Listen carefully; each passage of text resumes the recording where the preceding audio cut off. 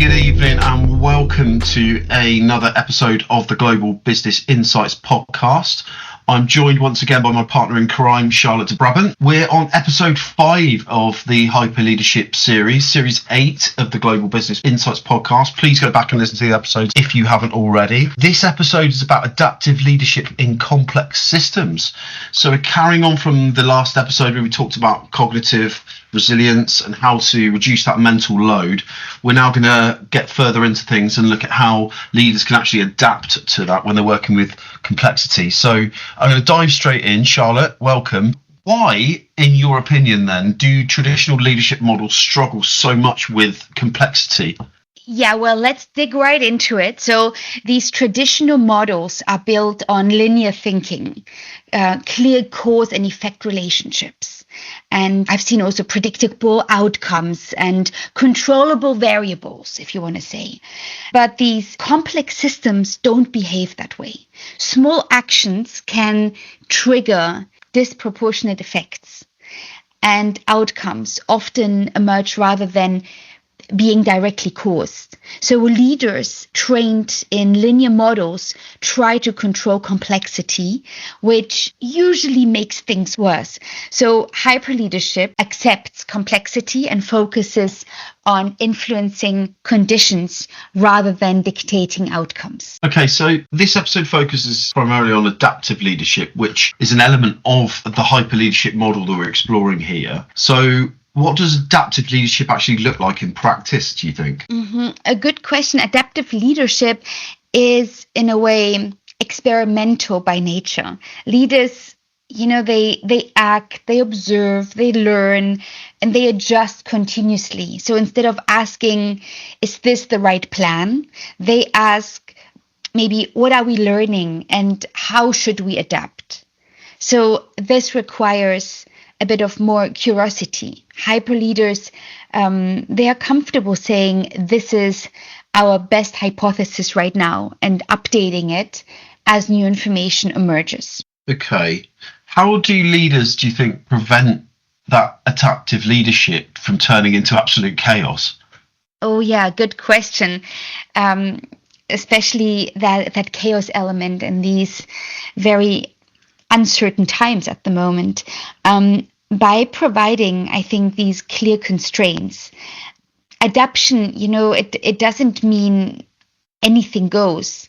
Leaders, they define purpose, value, and these non-negotiables. And these constraints, they create coherence while still allowing flexibility. So think of it like jazz. There is structure, but within that structure, there is room for improvisation. And hyper leadership, it creates just that balance. I like that analogy. Obviously, with jazz, there is a fine line between chaos and the music actually sounded good, I think, with jazz, because if you're playing good jazz, you've got to be a good musician fundamentally. And I think that analogy rings true that, yes, there's structure within structure, but you've got to be a good leader in the first place. You've got to really understand what you're doing to then use adaptive leadership to its full capacity, or otherwise it could turn into chaos, like bad jazz, I suppose, if you're a bad musician. So if there's leaders actually learning how to be better adaptive leaders, what role does the learning element play in the adaptive systems, do you think? Well, you mentioned that magic word learning, and learning is really the strategy. In these complex environments, the organization that learns fastest outperforms those that plan hardest. So hyper leaders invest in feedback loops, maybe psychological safety, and reflection. Without learning, adaptation just becomes random rather than actually intelligent. So a lot of the time, and certainly in my experience, again, in being a leader, a lot of the time you actually can't control fully the outcomes that you're trying to lead the team or the organisation towards. So with the hyper leadership model in mind, how do leaders lead when they can't fully control the outcomes that they're focusing on?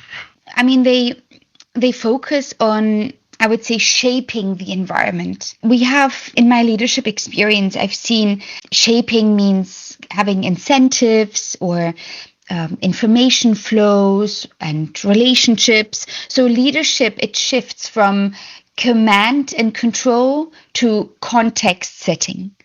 And this is uncomfortable for many leaders because it requires letting go of the illustration of control. But it's also incredibly empowering for organizations and actually for the teams. So it really trickles down to the teams. So Charlotte, what's the hardest adjustment then for leaders that are trying to adopt adaptive leadership, in your opinion? Max, well, from my experience being a leader, I think it's letting go of predictability as a measure of competence. In these complex systems, unpredictability is quite normal.